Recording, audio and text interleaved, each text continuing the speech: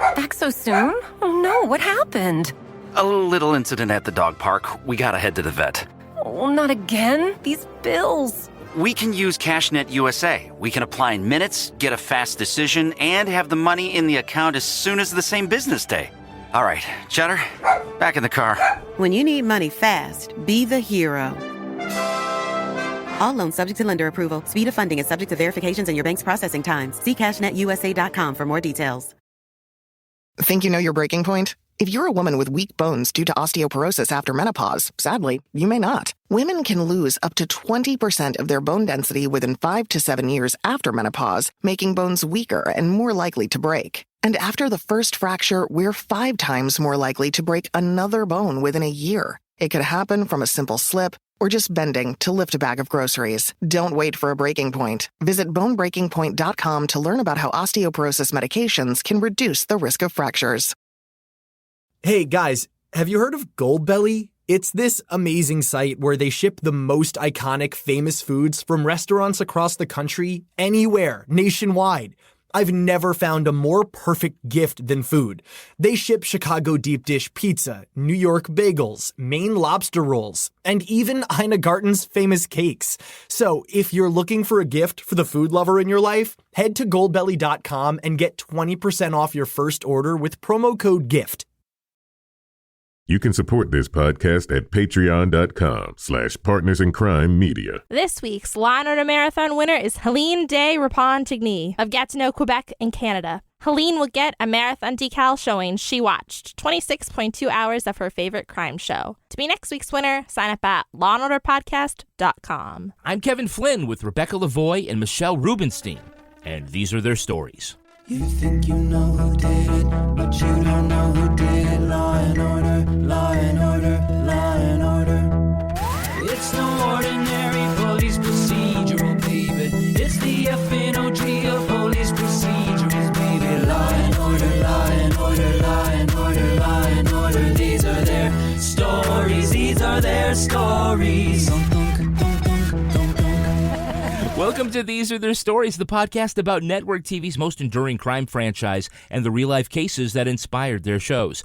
I'm Kevin Flynn. Each podcast will break down an episode from either Criminal Intent, SVU, or Original Recipe. And today we're looking at Special Victims Unit Season 9, Episode 17, Authority. The Milgram experiment. Except this time, the shock's for real. Joining me to do just that is true crime author and the host of Crime Writers On and Slate's Mom and Dad Are Fighting podcasts, Rebecca Lavoie. Hello, Rebecca. Good morning, Kevin Flynn. Oh, giving away our special guest. I know you hate it when I do that. Well, rounding out our panel is our very special podcast guest from the It Takes 3 network, Michelle Rubenstein. Hi, Michelle. Hey, guys. Thanks for having me. Now, Michelle, you have a personal connection to this particular episode. What is it? Okay, so fun fact, I have only seen Law & Order SVU twice. Mm-hmm. Once because my sister was on this particular episode, and twice, again, to watch this episode for this special podcast episode.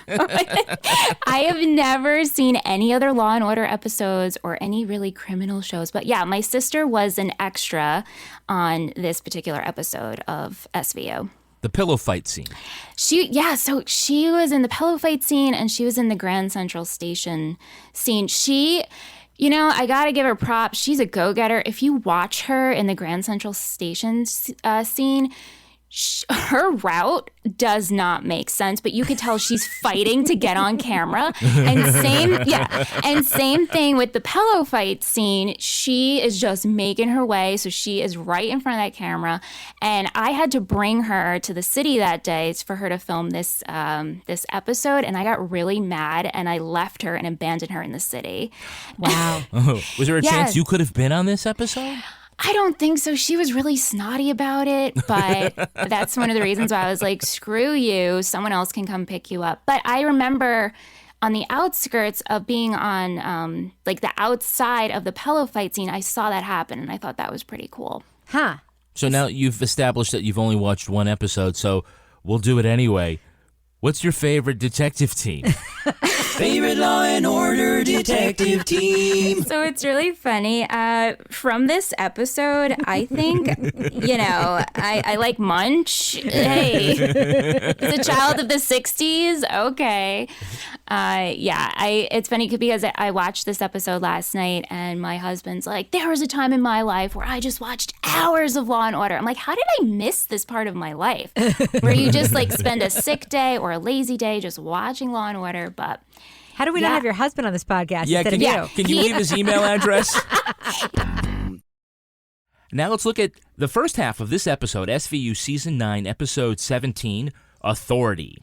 Elliot and Olivia find the manager at Happy Burger has strip searched and tied up a teenage worker. He says he got a phone call from a Detective Milgram who ordered him to do it because that sounds reasonable. But there is no Detective Milgram, so who is it behind this prank phone call? So what do we have on this phone freak? Phone call's a dead end. They used a prepaid card on a payphone at the public library in Midtown. So maybe the library has surveillance cameras. Not a chance. Librarians took on Big Brother, so it wouldn't be able to monitor what you and I are reading. Trace the guy who bought the airtime. Taru tried. The card was one of a batch sold at the Value Mart uptown. They can't tell who bought the individual card. He's either really lucky or damn good. Well, my money's on good. By using surveillance video from where the phone cards were purchased, the detectives home in on Merritt Rook, who is just Robin Williams in a pair of glasses, so we know he did it. He says he went fishing during the crime, but after calling all of his alibi witnesses, who were Mrs. Doubtfire, Popeye, Teddy Roosevelt, the genie from Aladdin, they realize it's just Rook on the other end of the phone. What a mastermind! Rook defends himself at trial because, well, that's how we just get more Robin Williams that way. He says he gives away those phone cards to homeless people, and the photo of him at the library at the time of the prank call was altered by crime technicians. He argues that the jurors shouldn't be sheep, should think for themselves. Carpe diem, Captain, my captain, nanu, nanu, I gotta go see about a girl. Good morning, Vietnam. Case dismissed. But since the show is only half over, we know we haven't seen the last of this guy. Okay, so let's start at the restaurant. The manager really thought he was going to get a medal for strip searching that girl. Yes, as all fast food restaurants do when they have teenage employees. This was ridiculous. All I kept thinking was, hey, it's 30 Rock Pete. Like, You strip searched a teenage girl and kept her naked in your office for 30 minutes. No. Detective Milgram said she could keep her apron on. You're an idiot. I resent that, detective. After all I've done to help the police department? It was ridiculous. And the whole idea that he was like, he wouldn't talk to anybody except for Detective Milgram. I'm doing the air quotes thing right now. Yeah. But then as soon as Olivia's like, I'm his partner, he's like, okay, yeah, I'll open the door for you. Oh, thank God. Detective mastermind that she is in that moment. I can't stand being alone in this office with this naked girl another minute. Exactly. So they eventually get around to meeting Merritt Rook, and he is just too eager to provide them with a whole lot of fake alibis. I don't think he came just for the blue plate special, if you know what I mean. Yeah, thanks. Well, the alibi checks out so far. Fish and Wildlife gave him a license on Monday morning. So what about the hotel? They're next. Margaretville Lodge, how can I help you? This is Detective Munch of the NYPD. I'd like to confirm if a Merritt Rook stayed there on Monday night. Certainly, please hold. Your call is important to us. Please stay on the line. One of our representatives will be with you shortly. So why does Merritt Rook need all these elaborate alibis anyway? Well, he says it's because he likes to sleep with hookers. But he doesn't like to have sex with them. He just likes to sleep with them. And then everyone looks at him like he's super weird, like that would never happen. And I'm like, just ask Cragen. Because for Cragen, that's exactly what he did with hookers. Oh, yes. In a future season. Remember, Kevin? I remember. Remember that, Michelle? She doesn't remember. Oh, yeah. Remember that? It was great. Captain Cragen, and then he got arrested and set up for murder, but they got him off. Because he just liked to have companionship with Companionship with hookers. Did he say it the same way as Rook says, oh, he just likes a warm body next to him? Actually, he pretty much did. Yeah. He didn't have an array of burner phones so that you could call up the fishing lodge. Well, they've been biting up here. I have a question. Yeah. So he had that array of burner phones for which he made those Brother P-Touch labels for each one. That was fishing lodge, motel. It was like the Americans. Does he use those over and over again? Or did he just print all those labels for this one situation where he'd be imitating 6 different people? I don't know about you, Michelle, but if I were doing that, I'd always have a phone the battery was dead because I wasn't charging it enough. Yeah. And they'd be looking to call my fake hotel room, and it'd be dead. And wasn't the tell of that they were checking alibis by phone, which we have never seen them do before or since on any episode of Law & Order ever? They always walk into the motel and interrupt the person who does not stop what they're doing and just keeps going. Oh, it's in like this. Remember, it's some faraway place where they have fish. Dutchess County, like upstate New York. That's not that far. Oh, well, to the rest of us, it is. Yeah. Upstate. As Michelle knows, when you live on Long Island, upstate may as well be Alaska. It's a different world. Totally different world up there. So why do you need to cover your tracks on the phone cards if you've got all these burner phones so you can be like Mr. Rogers doing all the voices in the land of make-believe? You always got to bring that back just to hurt me, don't you? Yeah. So, Michelle, a little backstory. I did not realize that Mr. Rogers did all the voices in the neighborhood of make-believe when I was little. Kevin told me that a few years ago, and he still brings it up that I didn't know that in an effort to undermine my credibility in a bunch of other conversations that we've had since then. Because apparently I'm the only person in America who was fooled by that. But I was not fooled by Robin Williams in this episode, because that 100% sounded like Robin Williams on every single one of those phone calls. I know. All I kept thinking, like you said earlier, was, oh, it's Mrs. Doubtfire. And it sounds, same guy. Oh, my gosh. Now, apparently the only way to make the arrest is not seize his telephone, but try to catch him in the act of talking in a funny voice. This was so weird to me because this was the scene you're talking about when they make the call and they're recording, and then they just open the door. Should be ringing. Barkerville Lodge, how can I help you? Please hold. The door wasn't even locked. You would think if you were committing computer crimes that you would at least lock the door. That was like a basic criminal activity, right? How does that end up passing constitutional muster? How did you enter that? We just opened the door because we thought a crime was being committed. Here's the whole thing. If you believe in the warrant. Constitution, you're just a sheep, Kevin. You're just a sheep. A sheep. Correct. Exactly. That's correct. Okay, this is SVU's 200th episode, so they needed a really big name. It's our very special guest star, Mr. Robin Williams. Yay! Playing Merritt Rook. No, you mean serious actor version of Robert Williams playing Merritt Rook. Yes. My wife died 3 years ago. I miss her terribly. Sometimes when the pain gets really bad, I go out and look for someone who looks like Juliet, and I bring her home. Well, yeah, I mean, Robin Williams has had so many great roles. I mean, he was, of course, Mork and Mindy, Good Morning Vietnam, Dead Poets Society, Mrs. Doubtfire, Aladdin, Night at the Museum, and a bunch of other shit. Patch Adams, Good Will Hunting. He had World According to Garp. He had a very broad career, which is surprising for, the crazy guy who looks like he's on cocaine, improving like mad on The Tonight Show. He did a lot of dramatic stuff. He worked with a lot of great actors. He was in a lot of indie things. Mm-hmm. And, I don't think that we really think awful lot about sort of the breadth of his career. As far as guest stars go, and, we're all aware of Robin Williams, how do you think he did in this episode? Well, he received an Emmy nomination for the guest starring role. So do you think he deserved it? No, I think it was more like an Elliot, watch out, someone else is here to chew the scenery situation with this Robin Williams guest star. Here's the thing, rest in peace, Robin Williams, right? We don't want to talk too much smack about somebody who's no longer with us and died in a very tragic way. That being said, I do blame Robin Williams for making comedians everywhere feel as if their real calling is as a dramatic actor. That's Robin Williams' fault as far as I'm concerned. This was not the best example of this dramatic acting.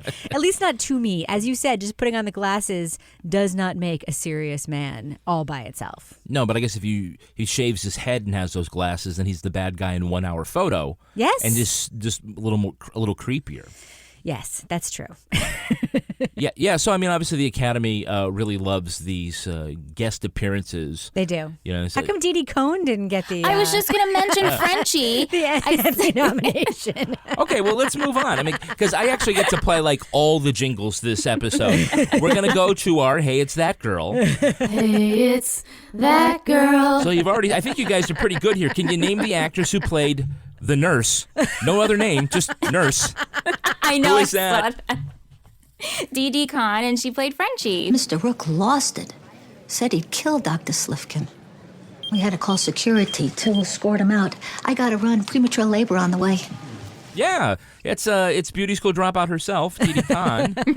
Do you know that she was a finalist for the role of Olive Oil in the 1980 movie? Color me not surprised. She would have been an awesome Olive Oil. Co-starring whom? Robin Williams. Robin Williams, exactly. Maybe they remained friends after that. Yeah, she has like just this really unique voice, which I think is, even if you didn't see her, you would automatically She's the know brunette Carol Kane is what she is, pretty much. Yeah. And honestly, I mean, in that scene, I didn't recognize her, but if I closed my eyes, I knew who she was. Yeah. And you can kind of like tell like that dialogue was for her. It's like, oh, what happened to the doc?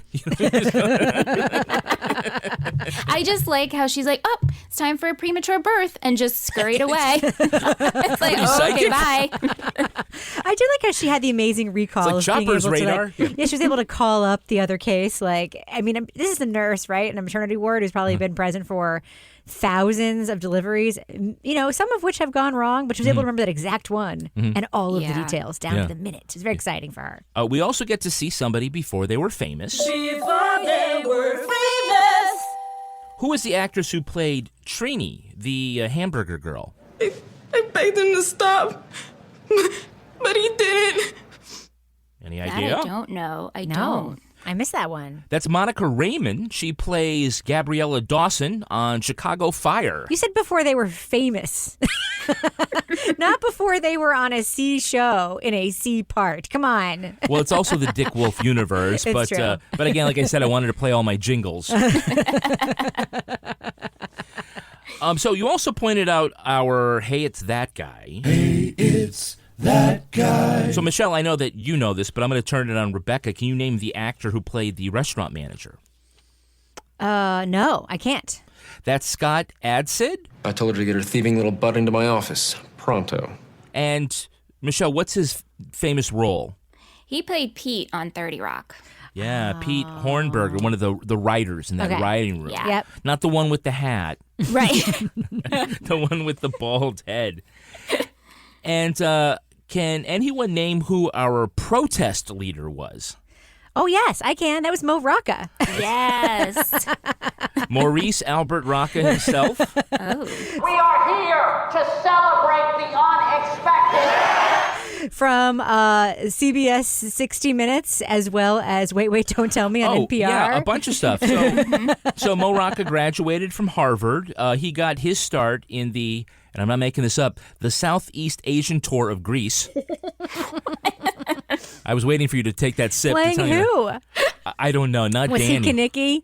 Oh, gosh. Can you hear him in his voice? A hickey from Kanicki. It's like a Hallmark card. Exactly. Yeah, so he got his big break on The Daily Show, and now he is the host of the National Geographic Bee and creator of the cooking show My Grandmother's Ravioli. Huh, okay. So I think this was I don't want to say playing against type, but that was a really unusual part for him. But he's also a correspondent on 60 Minutes, is he not? Which is super weird. I didn't even know he did that. I Or just CBS remember This Morning, like CBS one of those Sunday like morning, CBS news shows. No, but he's on CBS News. He has Mobituaries is the name of his feature. He represents himself at trial, and I actually think that Merritt Rook argues a good case that he didn't have anything to do with it. I mean, he obviously did, but I think he made a good argument that you don't have enough on me. We have records proving a call was made to the Happy Burger at that time from a phone card you purchased. Which I told you I give out to the homeless. And isn't it a known fact that the homeless hang out at the library? And given the mental stability of many of the homeless, couldn't it have been one of them that made this call? I mean, what do they have? Him just imitating people on the phone, right? I mean...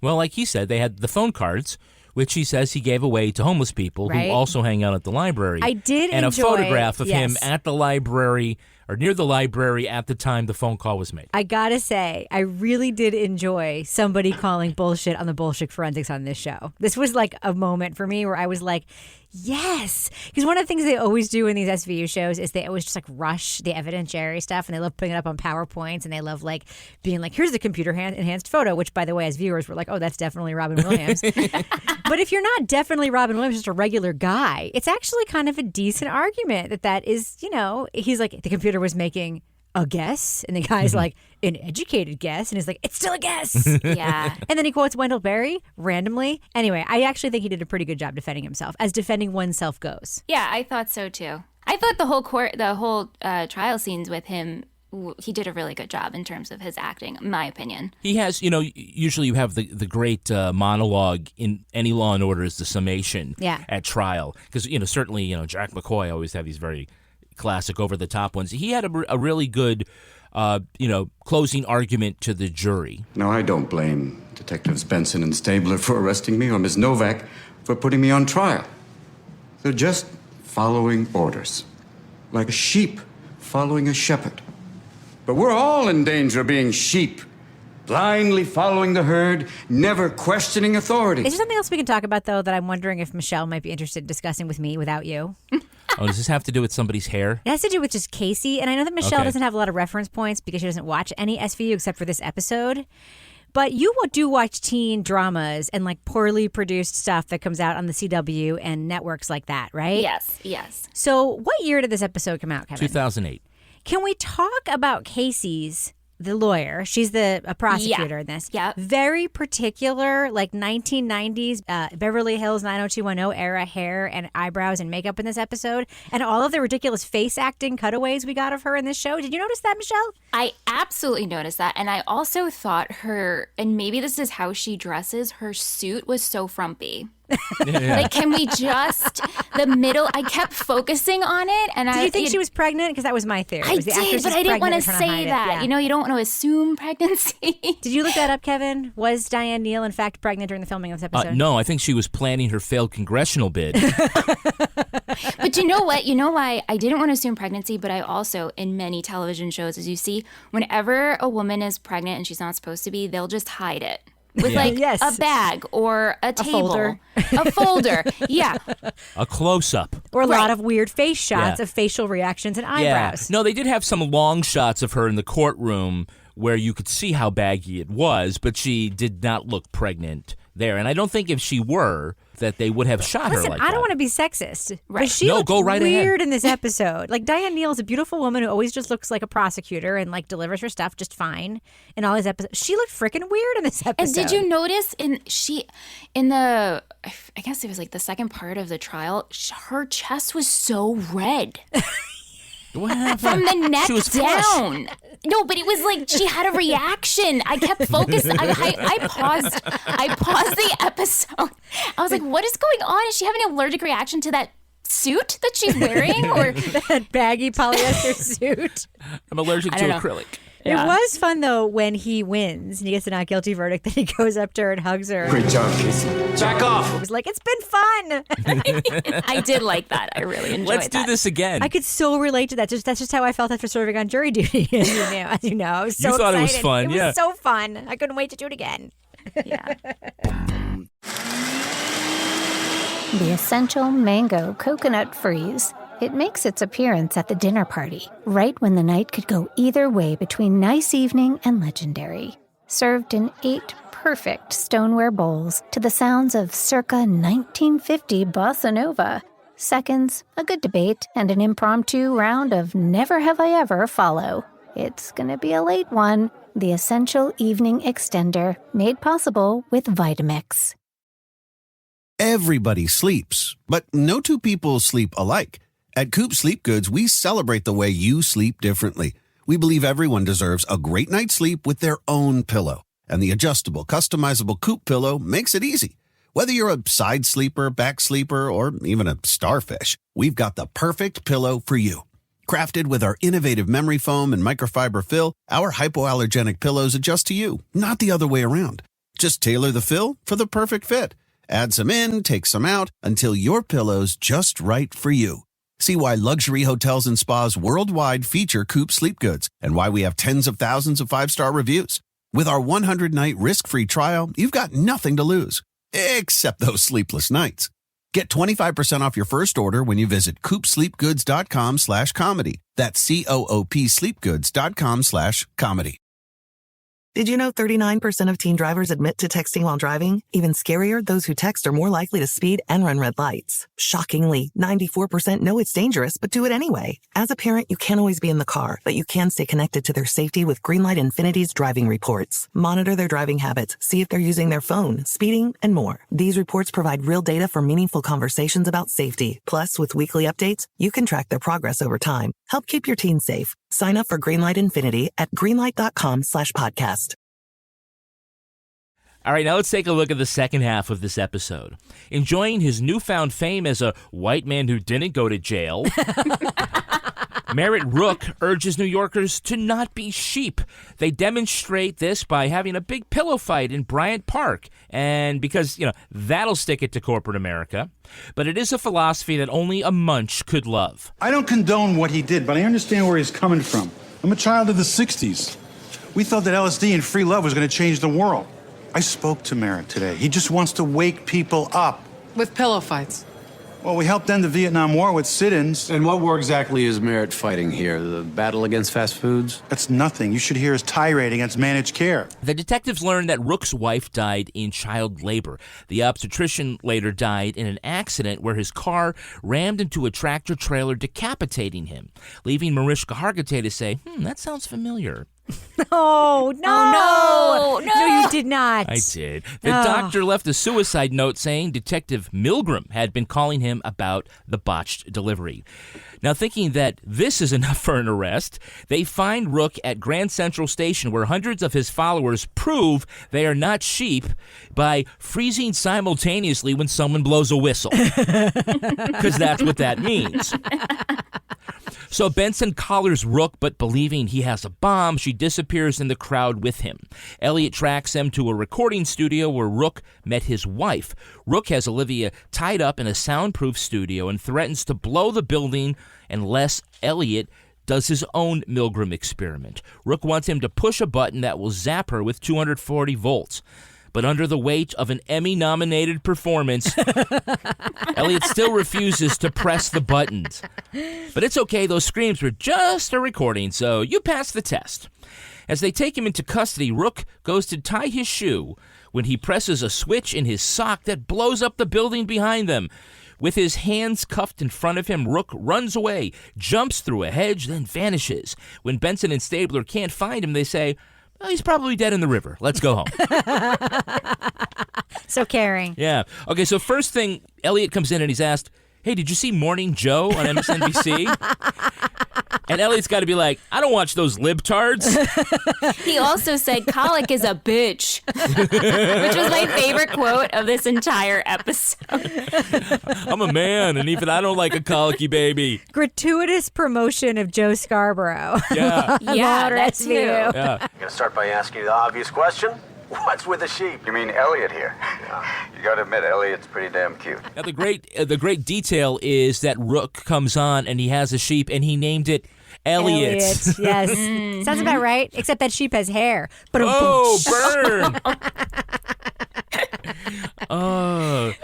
So on a hunch, they reopened the investigation into the car crash of dead Mrs. Rook's doctor. And they didn't even ask the technician to do it, but he made a beautiful 32-bit Frogger animation of the car driving straight down the street and into a truck like it's Frogger, complete with a crash sound effect. Dr. Slifkin's car approached the intersection at 30 miles an hour. He accelerated to 60 and blew through the stop sign just as the semi entered the intersection. Was that helpful, really? It was very visual. It was needed. So we determined he got into a car accident. He got into a car accident in which he drove fast and drove into something, which, by the way, is no different than what was actually described in the police report. That's right. Seeing a cartoon of it did not add anything. Oh, seeing it from up above brings so much enlightenment. So it looks like that Merritt Rook invents the mannequin challenge 10 years early. We're going to just skip by the pillow fight situation? What are you let's talking talk about these two demonstrations. Jesus, All right. Kevin. First, burying the lead. where Michelle's sister makes her mark on network television. Sure does. What the fuck? Again, this is we're going to show that we're not sheep, and have a pillow fight? First of all, where does everybody get these pillows? And it has to be the ones that are filled with feathers, not crumbled bits of foam like you mostly get from China. Right. And I didn't understand. Like, I understand the protests and question authority and don't be a sheep. But, like, the pillow fight is a sleepover. It was really, I did not understand why they had to do that. I kind of feel like the whole point of that scene was to show us that Munch keeps a tape roller in his desk so he can keep his black suit clean. Oh, you know he has that. That whole scene where he was But where the fuck did describing... Munch get a pillow? Also, wouldn't he be like in a little bit of trouble for joining in the thing they went to go arrest people at? Like even a little bit? But no, he's just explaining why he did it and rolling himself in the squad room. He just wants people to be woke. He's just all about it. Like he said, he's a child of the 60s and, you know, he should question it a little bit. Yeah, he's looking like he's 60 too in this. Yeah. He's not wearing well around the edges. He looks older than Cragen. Okay, now you can talk about the mannequin challenge. Everyone looks older than Cragen, Kevin. Cragen has aged backwards this whole series. We've established that many times. Now we can talk about the mannequin challenge. Okay, yeah, so the second thing is let's go to Grand Central Station. And again, I don't know, this flash mob of the boringest flash mob ever. Yeah. Again, I'm like, what does this prove? Yeah, I didn't really understand. And I mean, I don't know. And the fact that he became a part of the improv act, so he's being a sheep by listening, or that was the point of it. Maybe I missed the point of it. It's the exact opposite of the scene in Dead Poets Society. Yeah. It's like, everybody do your thing. How and does he freeze. I mean, Mo Rocca is clearly like his lieutenant, right? Like he's like his. Yeah, where's Mo Rocca come from anyway? Yeah, really. I have a bullhorn and a whistle, so I'll be in charge. Right. Can I tell you something that I learned in this part of the episode that was very comforting to me? Yeah.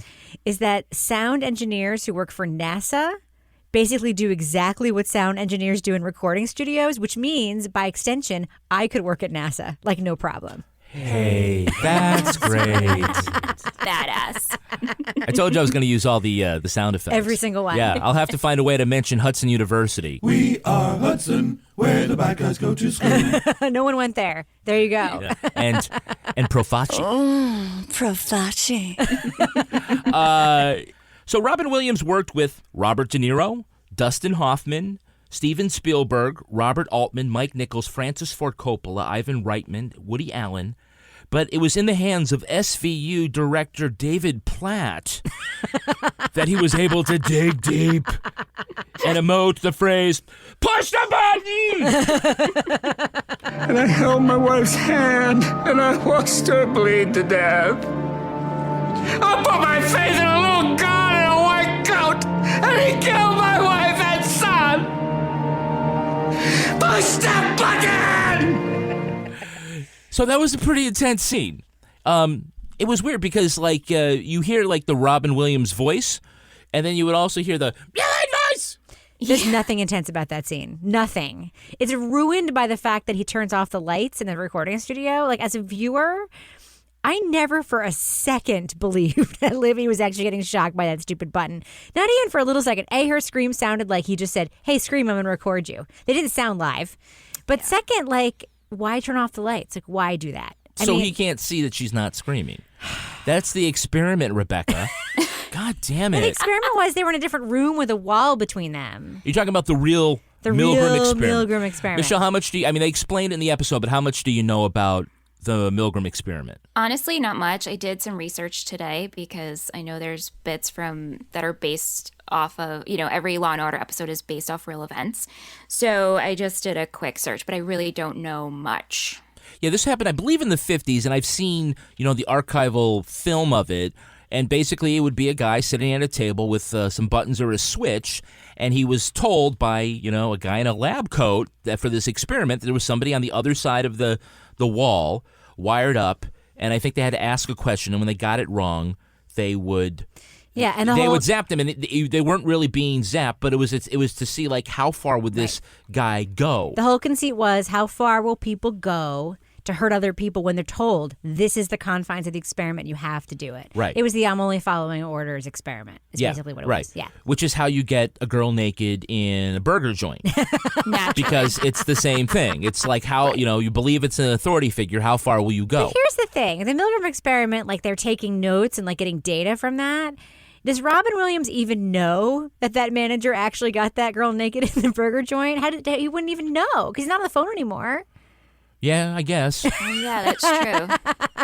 You're saying there's a plot hole? I'm saying there's a plot hole. Oh, okay. More than one, but that is Okay. one of them. It's funny because Elliot won't push the button, but you know if it was the other way around, Olivia would be like, I'll fucking push the button. So would I. That's right. Come in and bitch about your colicky baby and my barren womb. Fuck you. So first he lures Elliot into a secret lair with Olivia wired up in the isolation booth like he's a fucking Bond villain. Yep. You know, in the chair, he's got to swing around. Yep. Yeah. I didn't expect you to get here so quickly, Detective Stabler. Yeah, just waiting to pet the cat, right? Now, forget the detail that he suddenly blows up the building to make his Forget getaway. the detail? Forget that. Yeah, Okay, forget sure. No problem. that Bond villain thing. He runs into the river, and the detectives just give up. There's no sign of him. I heard smart. He blew that building. He had a plan. He went into that water cuffed. He's dead. I have so many. Okay. If this was the only episode I saw, the thing I would wonder, be like, It is the only episode you saw. Right, correct. Let me retract. I would wonder, because I'm not going forward. I'll probably never watch more. Maybe. We'll see. But I would be like, how you avoided it? I mean, that's what I want to know. How have you avoided it? Very It's on all the carefully. time. There's just so much more content out there, I suppose. But he just goes into the river. We never see the dead body. So I'd be like, oh, he comes back. Right, you would think that he would come back. Yeah, but I'm assuming he doesn't. No, they just never Yeah. explain. But there's a whole other part of that whole scene. Elliot and Liv like do an awesome running scene here. So Robin Williams takes off and he's running, and you're like, oh, those cops are definitely going to catch him because they look like they're athletes and they're running. They're running, and he's kind of like doing this weird thing with Chasing his him down hips, the with his street, hands in front of him. chasing Yeah. him through the park. They go to the playground. Then he goes into what is clearly a path between two bushes.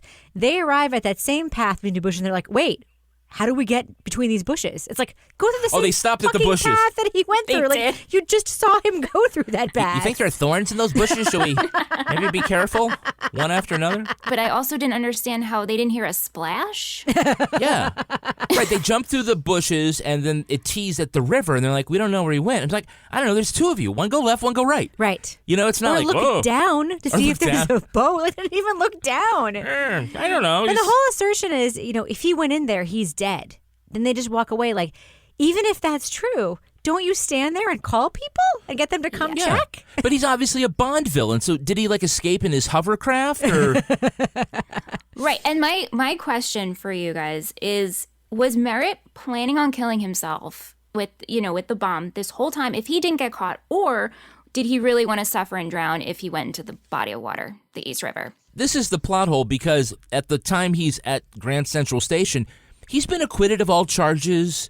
He's got every reason to believe that he's never going to be arrested. Right. But in that same moment, he also has on standby, he has an abandoned recording studio that is already wired with a remote device that he keeps in his sock. Yes. Just in case he has to make a getaway. Yes. And let's be real. The other charges they were going to bring, that he made a phone call that made somebody commit suicide, he's not going to get convicted of that either. No. That's not even a thing. That was a thing in Massachusetts with those two teenagers. But she literally told that other guy 100 times to commit suicide. He was just making a phone call. Well, he already knows how to work a jury. He does. Casey's no match for him. No, she isn't with those eyebrows and that baggy suit. Yeah. And the rash. Yeah, remember we spent...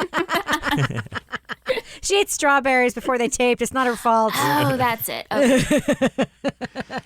Remember, they will spend all day making someone create a cartoon recreation of a car accident from 5 years ago based on a hunch. But you can't call for backup when you find a felon who was just here a minute ago. I mean, did they go back to the office and they were just, he's in the river. That's it. Yeah, and I need a new set of handcuffs. Sheep can't swim, so we shouldn't worry about it. Right. I think it'd be great is back on Morning Joe. That producer is like, hey, you remember the guy who came on with the sheep Who's a week taking care ago? of the sheep, by the way? Where is he keeping the sheep? Where's and taking Elliot? care of it? Yeah. We see he lives in an apartment. Where is he keeping this damn sheep? I don't know. Yeah. I don't know. Not at the record studio. It just blew up. But the producer would be like, hey, Joe, remember that guy? Well, he just escaped from the police handcuffed and disappeared into the river. And they'd be like, yeah, I don't think we'll cover that. Everybody sleeps, but no two people sleep alike. At Coop Sleep Goods, we celebrate the way you sleep differently.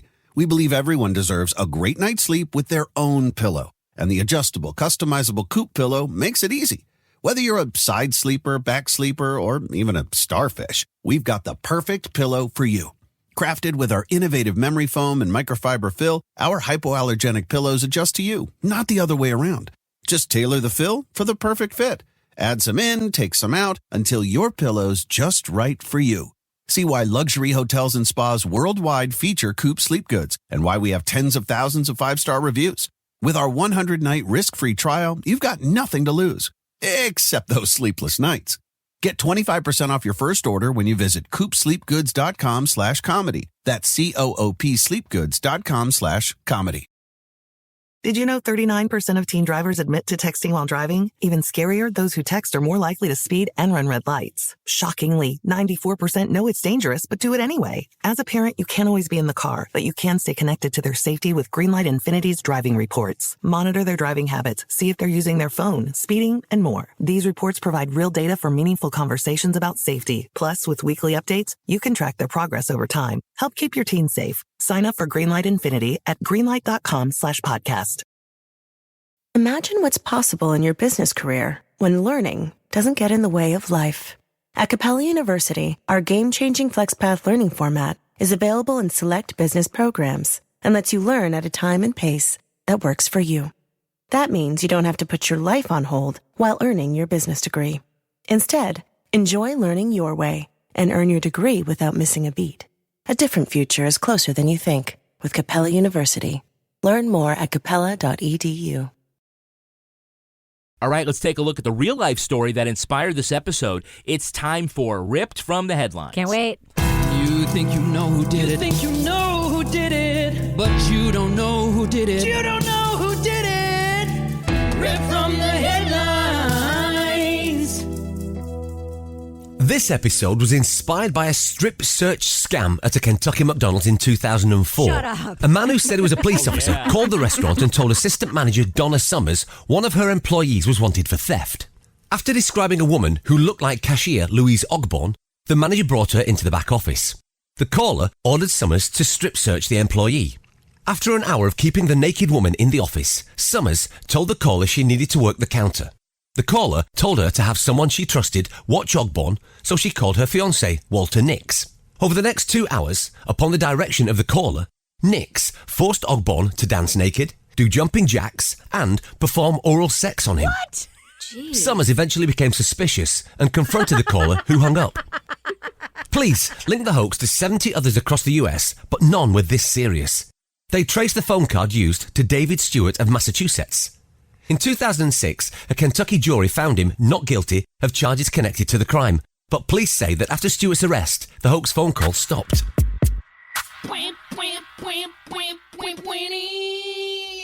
So a guy from the Eurythmics convinced Donna Summer to make somebody get naked. I guess if you just read the report, you might think that. Okay, just checking. Yeah. So the caller was able to stretch it out by telling Donna Summer Sorry, it's never not going to be funny. that the rest of the police in town were busy, but on their way. So can you do this investigative work for us and help us along? It's crazy. So knowing what we've talked about the willingness to please authority, can you? Why are you laughing? You cannot believe this, huh? I just can't imagine. Like, having worked a number of retail type jobs growing up and even as an adult, throughout the years, having those kinds of jobs.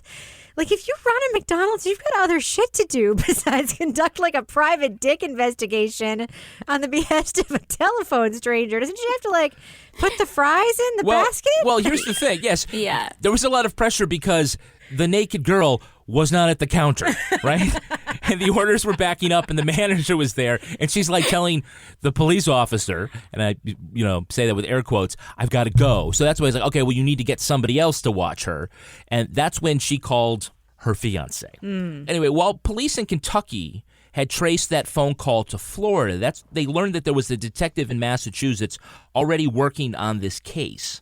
And like the TV show, they were able to identify Stewart by video at several Walmarts buying the cards. They didn't see his face, but they got the uniform that he was wearing and eventually tracked it down to him. Why would you think that a giant department store wouldn't have video cameras, or that you would just be able to slip out, wearing your work uniform, that no one would know it was you?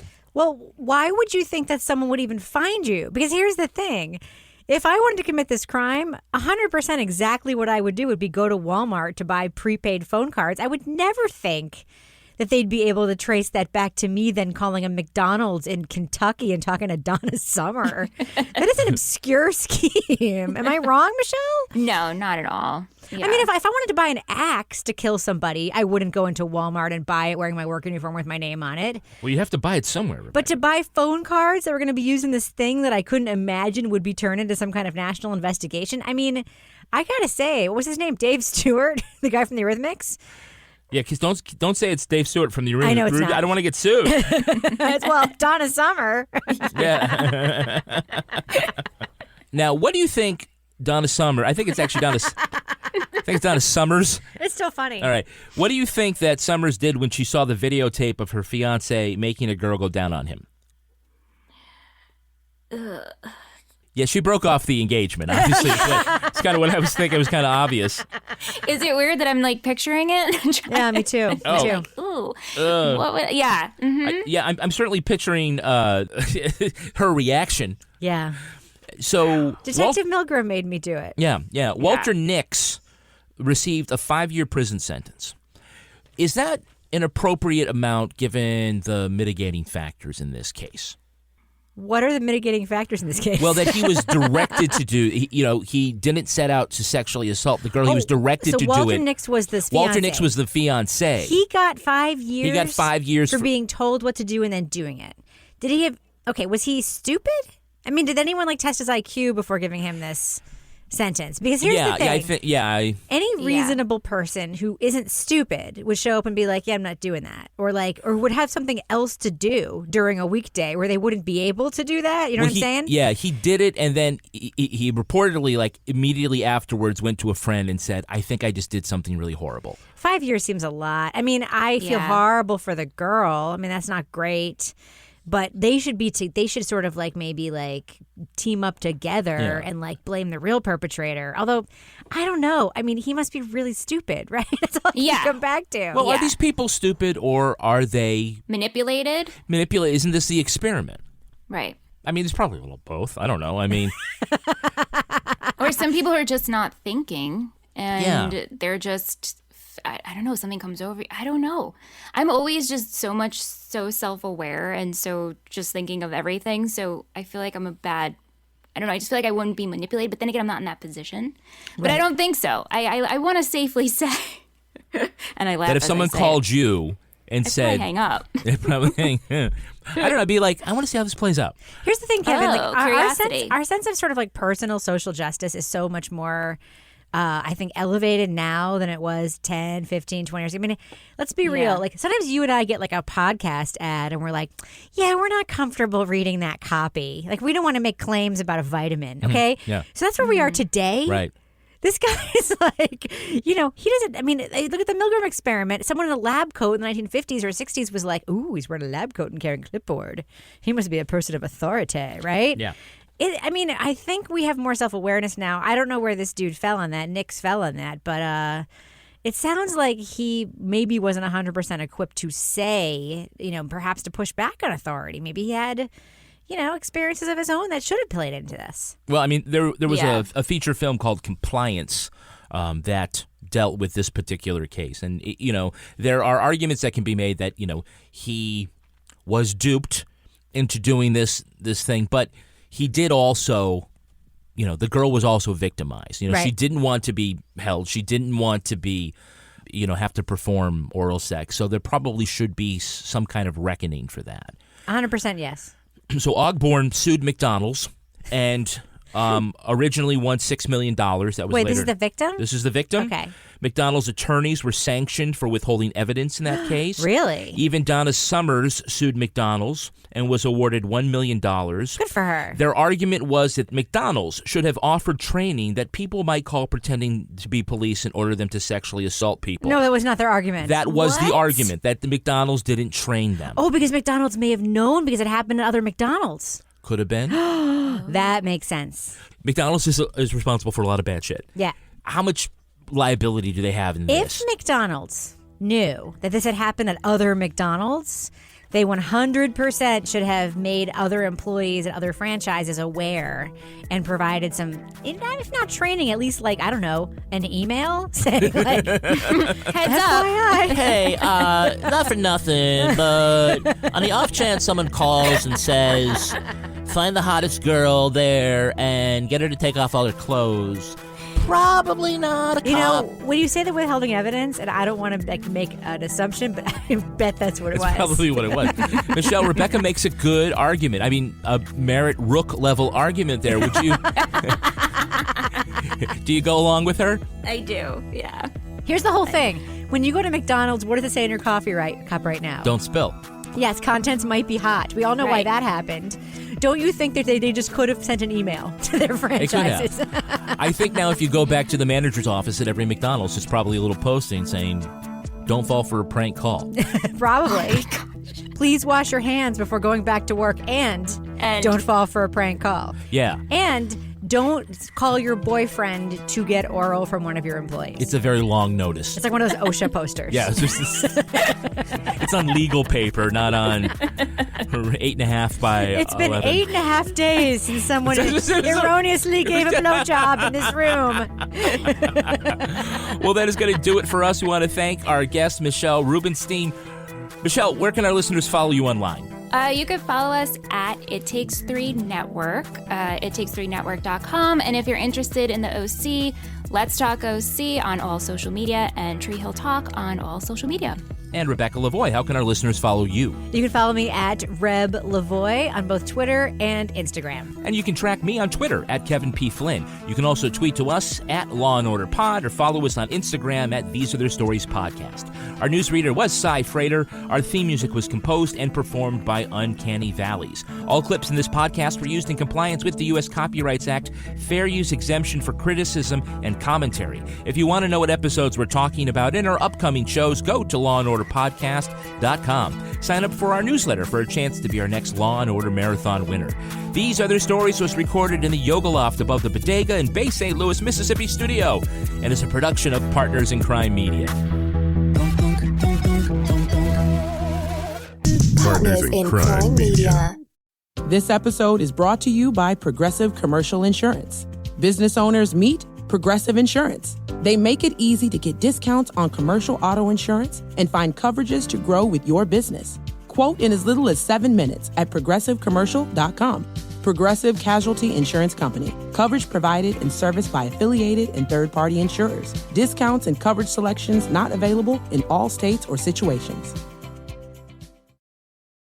Did you know 39% of teen drivers admit to texting while driving? Even scarier, those who text are more likely to speed and run red lights. Shockingly, 94% know it's dangerous but do it anyway. As a parent, you can't always be in the car, but you can stay connected to their safety with Greenlight Infinity's driving reports. Monitor their driving habits, see if they're using their phone, speeding, and more. These reports provide real data for meaningful conversations about safety. Plus, with weekly updates, you can track their progress over time. Help keep your teens safe. Sign up for Greenlight Infinity at greenlight.com/podcast.